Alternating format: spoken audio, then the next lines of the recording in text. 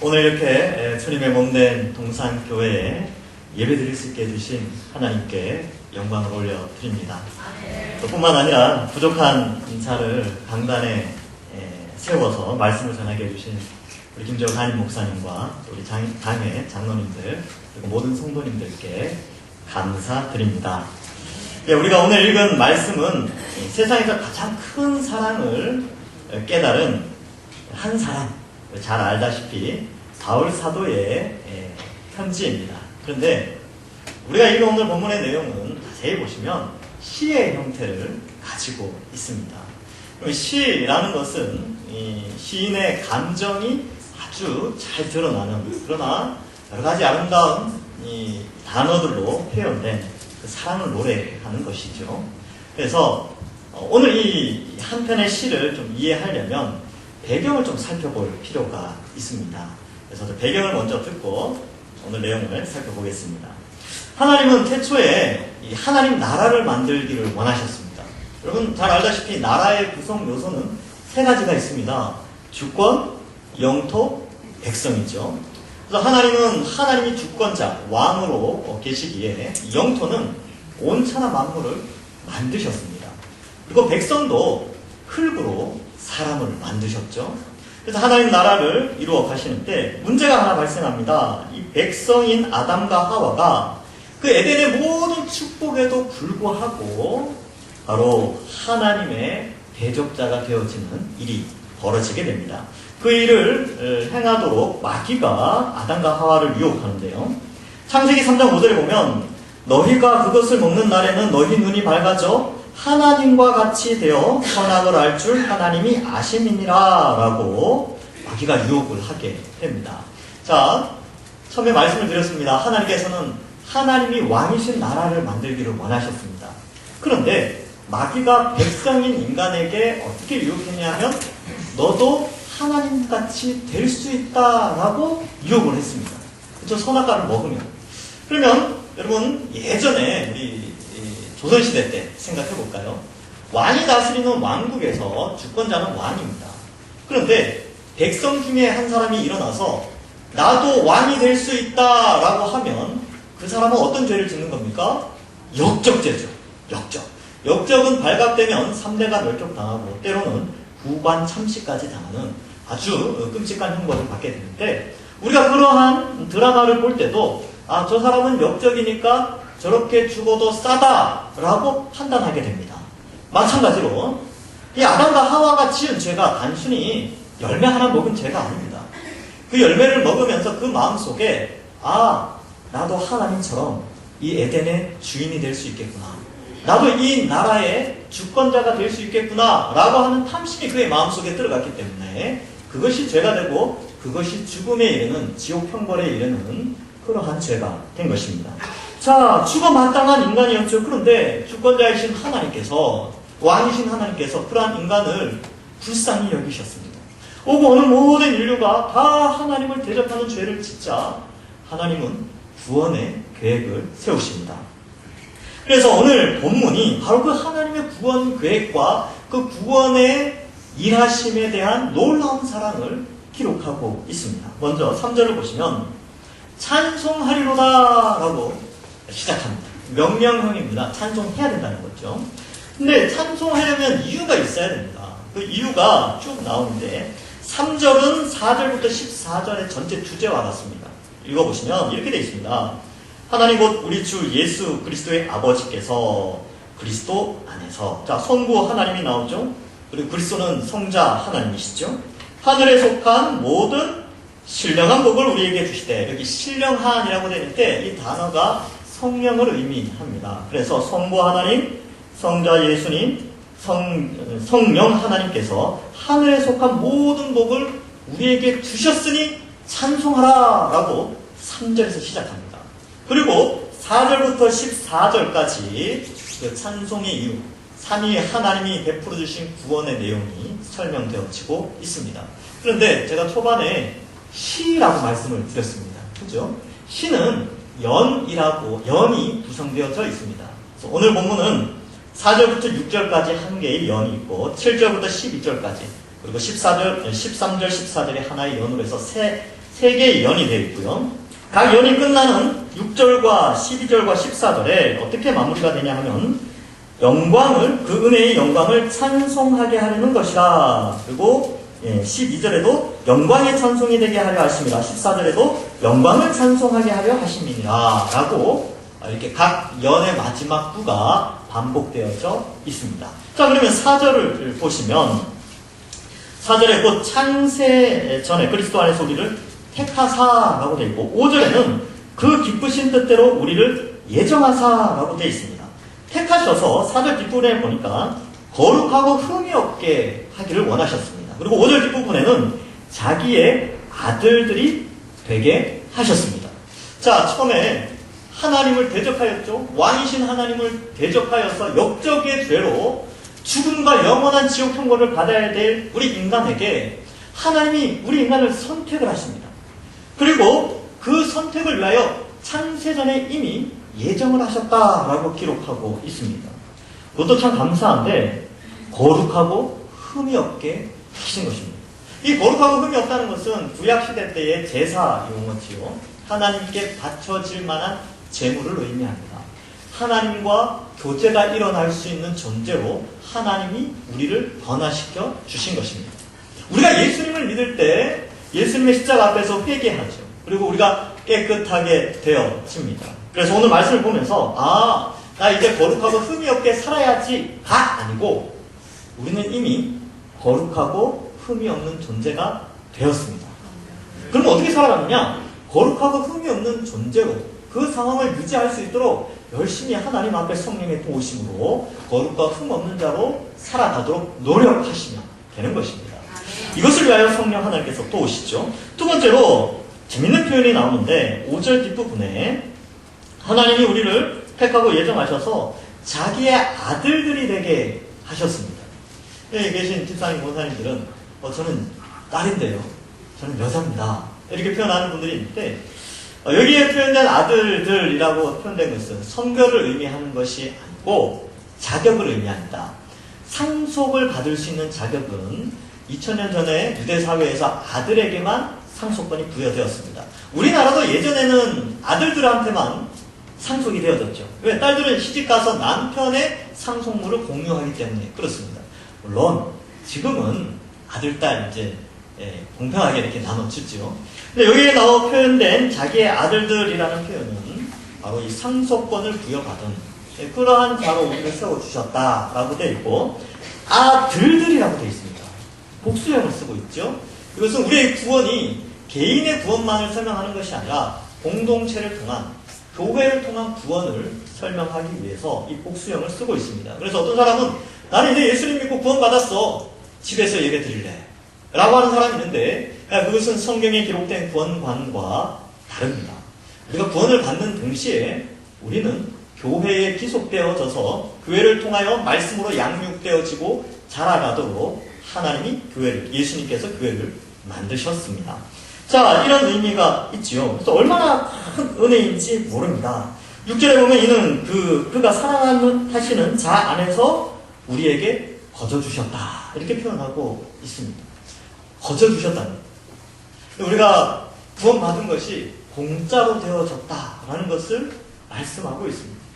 과거에 착한 일을 많이 해서 옛날에 어려운 사람들 많이 도와줘서 하나님이 나를 불쌍히 여겨 구원해 주신 것이 아니라 자격 없는 자에게 하나님이 먼저 다가오셔서 공짜로 우리를 택하시고 예정하시고 거룩하고 흠이 없고 자기의 아들들로 세워주셨다라는 것을 말씀하고 있습니다.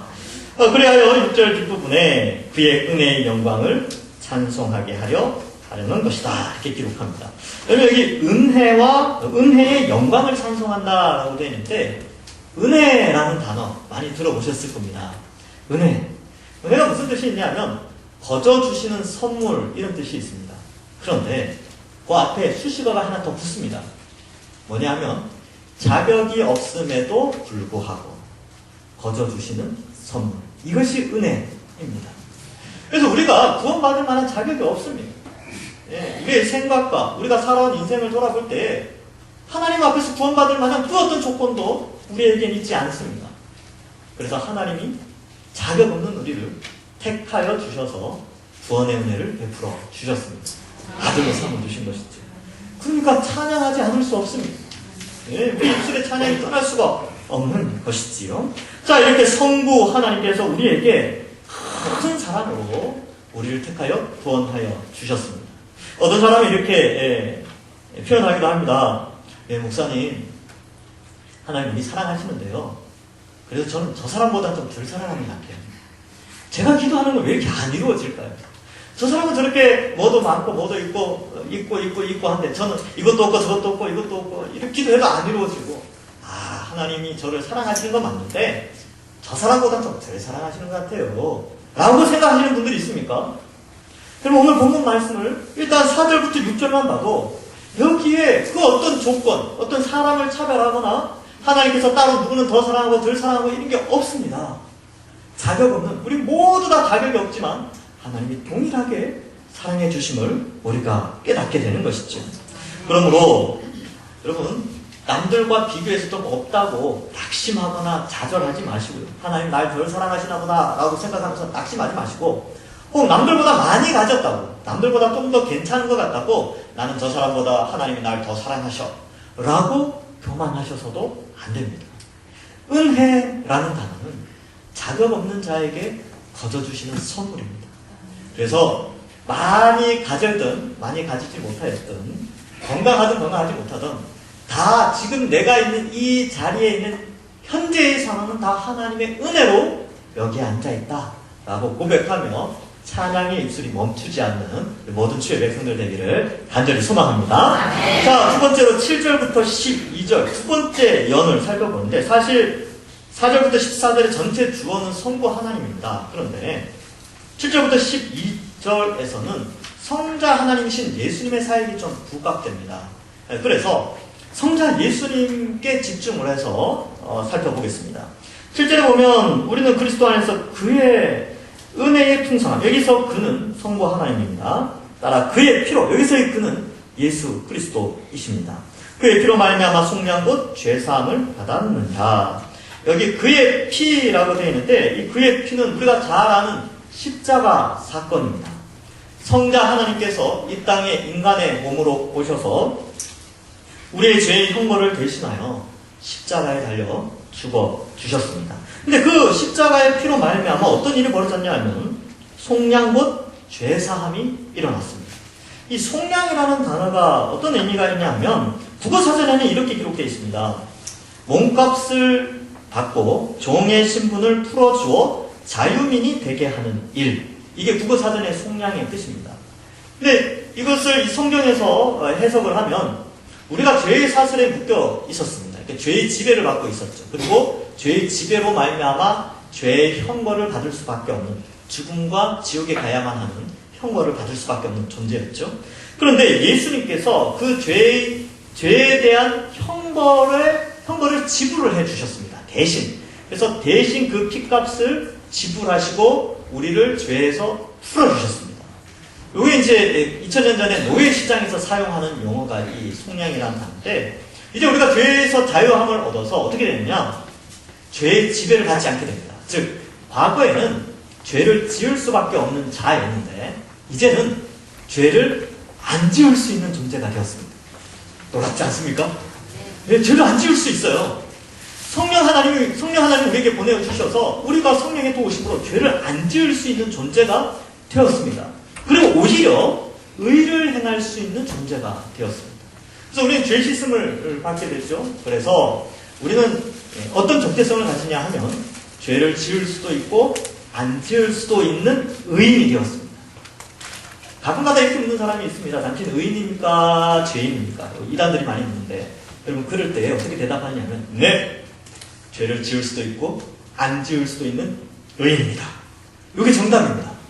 그럼 이제 상대방이 상당히 놀랄 거예요.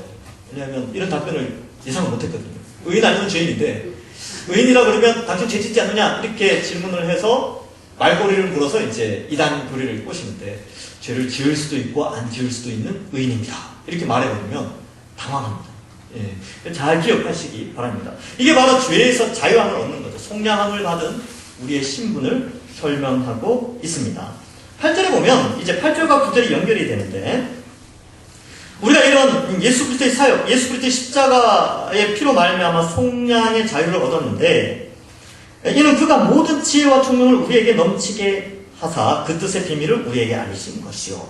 여기 보면 지혜와 총명을 우리에게 넘치게 하셨다라고 되어 있는데, 이 지혜와 총명, 이것은 우리 스스로의 내면에 있는 것이 아닙니다. 이것은 외부로부터 주입되는 겁니다. 지혜와 총명. 그래서 1장 17절에 바울 사도가 에베소 교회를 향하여 기도하는 내용이 나오는데, 17절에 보면 우리 주 예수 그리스도의 하나님 영광의 아버지께서 지혜와 계시의 영을 너희에게 주사 하나님을 알게 하시고, 이렇게 기록하고 있습니다. 즉 하나님을 아는 것은 지혜와 계시의 영인 성령을 통해서 알게 되는 것이죠. 그래서 이렇게 하나님을 알도록 하나님께서 지혜와 총명을 넘치게 우리에게 부어 주셨습니다. 인간은 전적으로 타락했기 때문에 하나님을 스스로 안다든지 하나님의 말씀을 스스로 깨달아서 믿을 수 없습니다. 하나님이 택하여 성령을 부어 주실 때에 그 복음이 믿어지는 것이지요. 자, 그래서 지혜와 총명을 넘치게 하셔서 그 뜻의 비밀, 예수 그리스도의 십자가의 의미를 우리에게 알리셨다. 그리고 9절에 아주 중요한 표현이 나옵니다. 그의 기뻐하심을 따라. 사실 저는 이 9절에서 상당한 충격을 좀 받았습니다. 왜 충격을 받았느냐, 왜 충격적인 감동을 받았느냐 하면, 하나님이 이걸 기뻐하셨대요. 그러니까 이 역적의 죄를 지어서 대역 죄인이 육체가 죽고 영원히 지옥에 가는 형벌을 받아야 되는데, 이런 대역 죄인을 구원해 주시기 위하여, 오히려 자기의 아들들 상속자로 삼으시기 위하여 그가 하신 일이 뭐냐면, 그의 아들 예수 그리스도를 이 땅에 보내어서 십자가에 달려 죽게 하셨다는 것입니다. 근데 그 예수님이 어떤 분이냐 하면요, 6절에 보십시오. 이는 그가 사랑하시는 자 안에서, 성부 하나님이 사랑하는 예수 그리스도가 이 땅에 오셔서 십자가에 달려 죽으셨습니다. 그 십자가의 죽으심으로 말미암아 우리가 구원받았는데 9절에 어떻게 설명을 해요? 그것을 기뻐하셨다.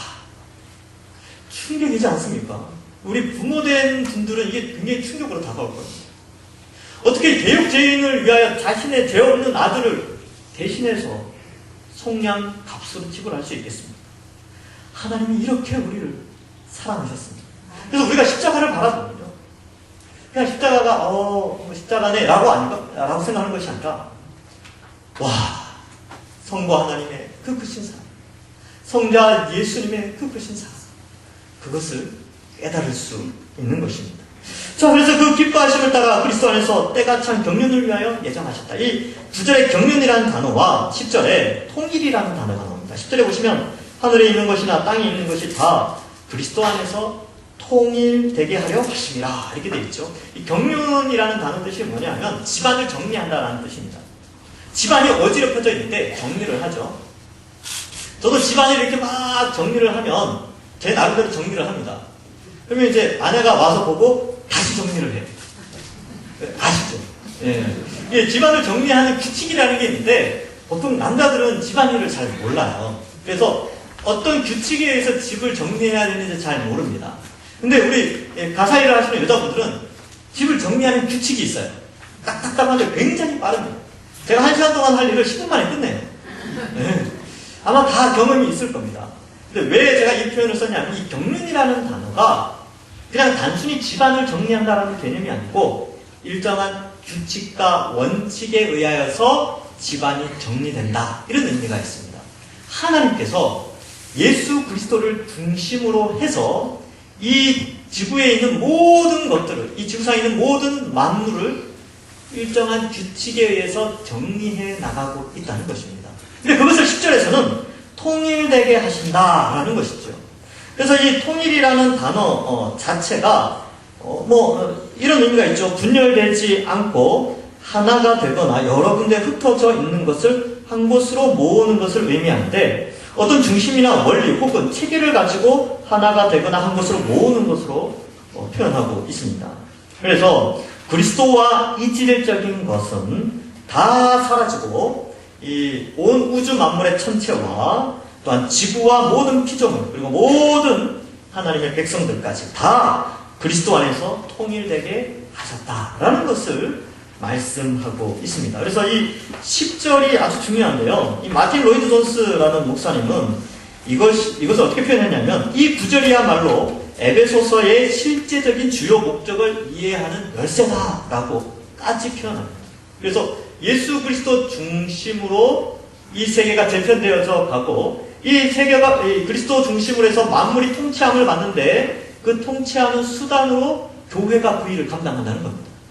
그래서 이 에베소서에는 이 교회가 굉장히 강조되고 있습니다. 교회의 영광.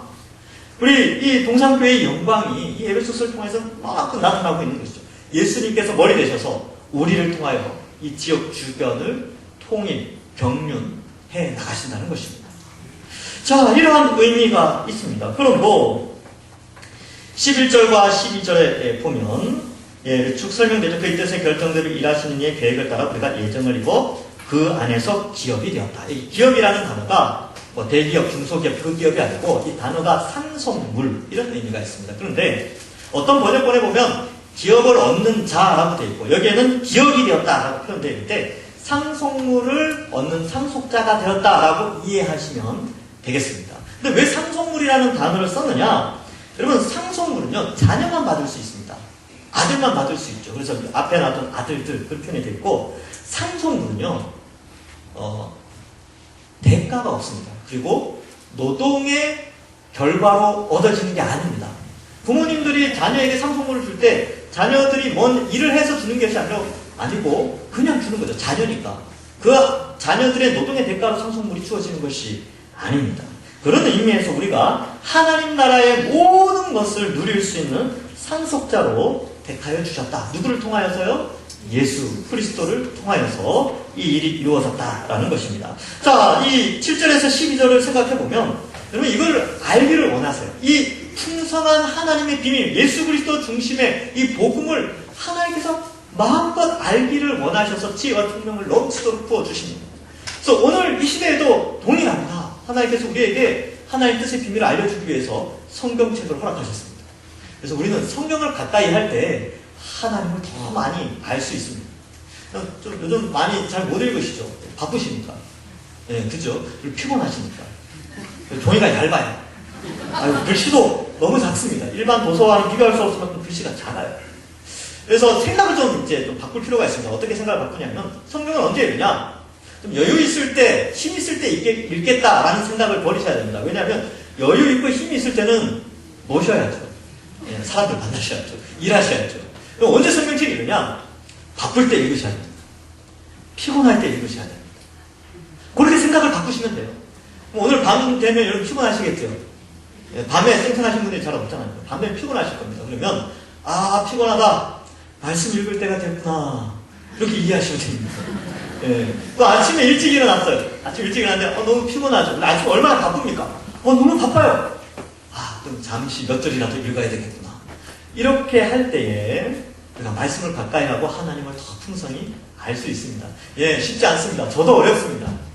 같이 합시다.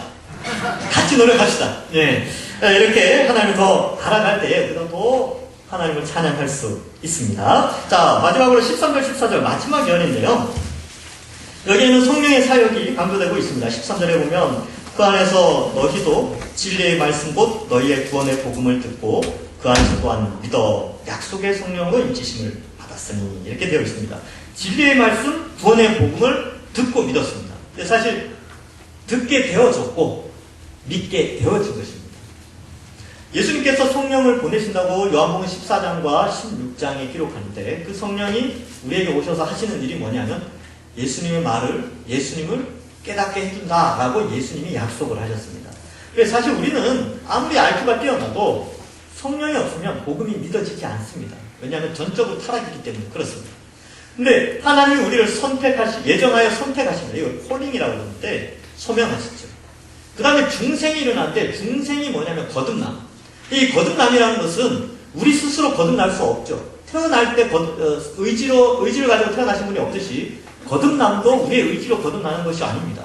하나님이 성령을 그에게 부어주실 때에 우리가 거듭나는데 성령이 오셔서 하는 일이 뭐냐면 복음이 믿어지게 합니다. 그래서 복음이 들려지는 곳에 거듭남이 있습니다. 그래서 성령이 오셔서 복음이 들려줄 때 이게 믿어진다니까요. 놀랍도록 믿어져요. 예전에는 안 믿어지던 것이 믿어지기 시작하는 거죠. 이게 성령이 하시는 일입니다. 그래서 성령께서 인치셨다라고 표현합니다. 인치셨다는 것은 도장을 찍었다는 건데, 도장은 어디에 찍습니까? 보통 이제 쉽게 생각하면 책에, 아이들 책에 보면 이름이나 도장을 찍죠. 그거 왜 찍습니까? 이거 내 거다! 라는 소유의 개념으로 도장을 찍습니다. 그래서 여러분, 우리는 성령의 도장 찍힌 사람들이에요.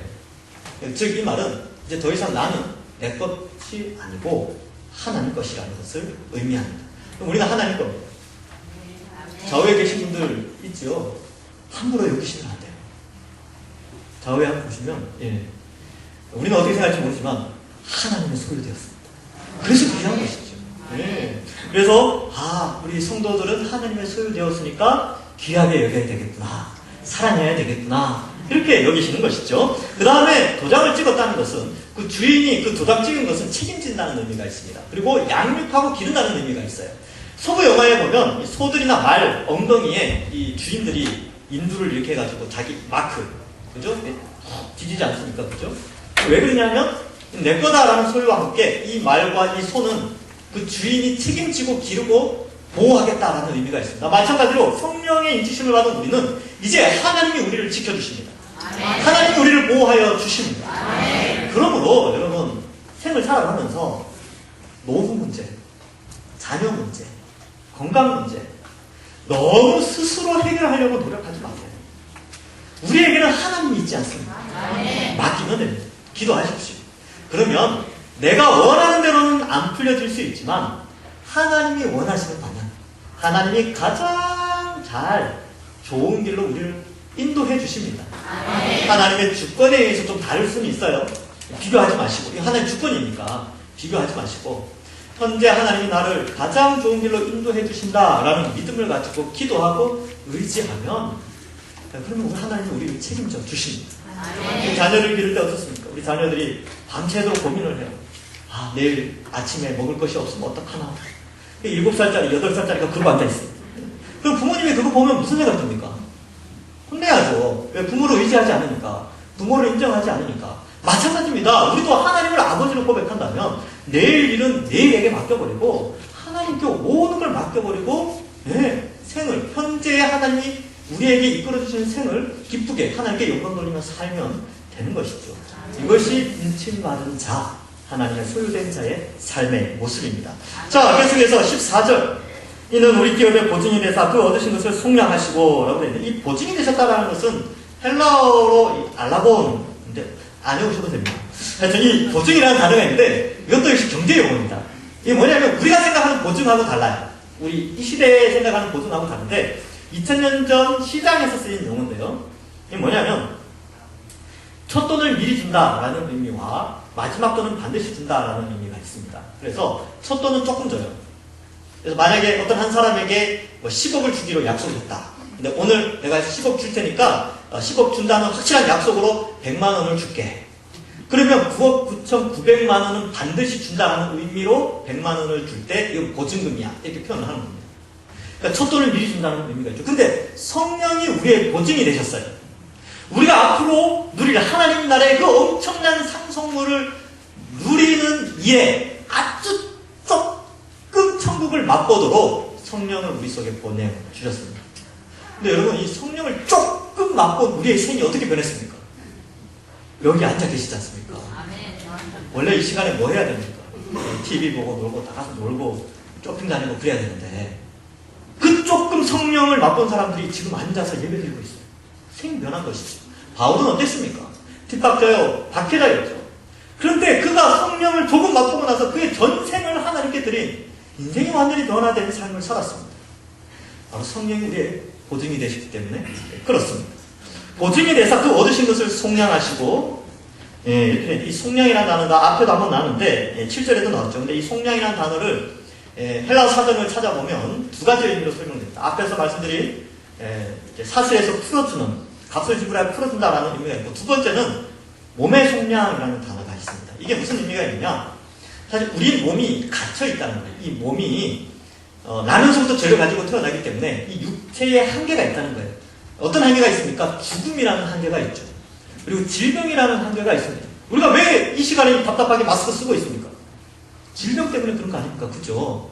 질병에 대한 두려움이 있어요. 이게 몸의 한계를 의미하는 겁니다.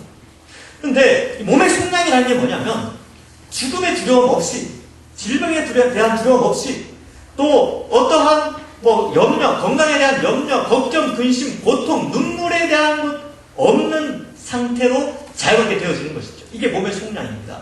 언제 일어나느냐? 예수님께서 이 땅에 재림하실 때에 우리 몸의 속량이 일어나게 됩니다. 그래서 몸의 부활이 일어나는 것이죠. 여러분, 우리가 지금 예수님 믿다가 죽으면 영혼이 하나님과 함께 하죠. 그죠? 근데 그게 완성된 것이 아닙니다. 어떻게 되냐? 예수님이 재림할 때 예수님 믿는 영혼들이 예수님과 함께 이 지구상에 같이 내려와요.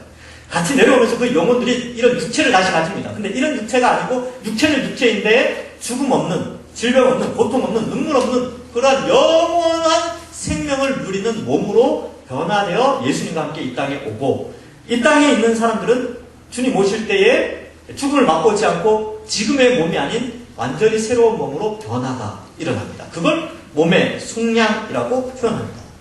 기대되지 않습니까? 어떻게 될지 궁금합니다. 그때 되면 화장 안 하셔도 다 이쁘실 거예요. 그때는 뭐 이렇게 안 꾸미셔도 돼요. 다 이쁘실 겁니다. 자, 이처럼 몸의 속량은 주님 다시 오셨을 때에 영원한 하나님 나라를 마음껏 누릴 수 있는 영원한, 육체로 영원히 사는 그러한 몸으로 변화되어지는 것을 약속하시는데, 성령이 우리 속에 오심으로 이 속량을 완성하신다라는 것입니다. 이 표현이 로마서 8장 23절에도 나옵니다. 그뿐 아니라 또한 우리 곧 성령의 처음 익은 열매를 받은 우리까지도 속으로 탄식하여 양자될 것, 곧 우리 몸의 속량을 기다리느니라. 이미 구원받은 자들에게 몸의 속량을 기다린다라고 표현하고 있습니다. 누가복음 21장 27절에서 28절에도 예수님께서 이렇게 말씀합니다. 그때에 사람들이 인자가 구름을 타고 능력과 큰 영광으로 오는 것을 보리라. 이런 일이 되기를 시작하거든 일어나 머리를 들라 너희 속량이 가까웠느니라 하시더라. 예, 몸의 속량, 그날을 소망하는 것이죠.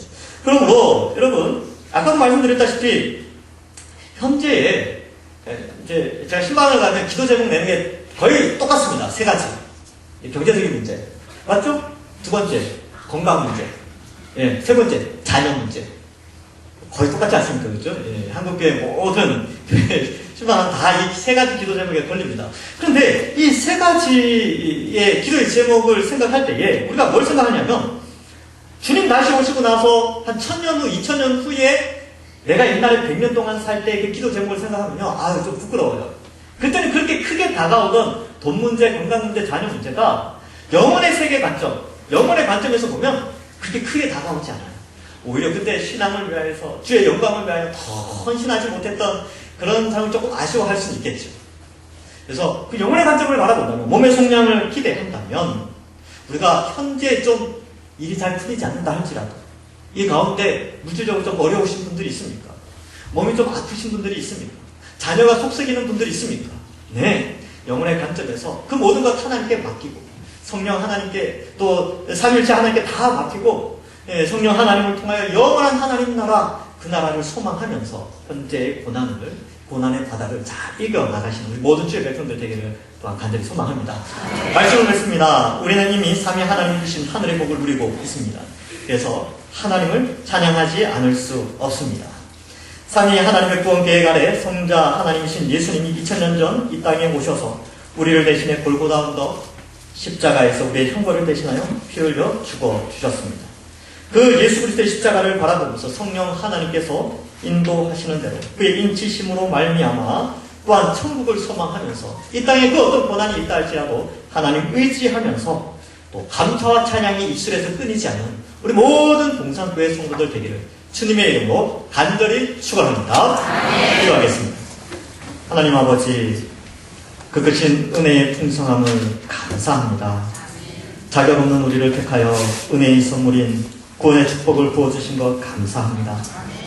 삼위 하나님의 구원의 복을 기억하면서 이 땅에서 하나님의 사랑을 의지하고 또 거룩하게 살고 말씀을 가까이 하고 천국 소망하며 늘 감사하고 찬송하는 우리 모두 될 수 있도록 인도하여 주시옵소서. 감사드리오며 예수님의 이름으로 기도하옵나이다. 아멘.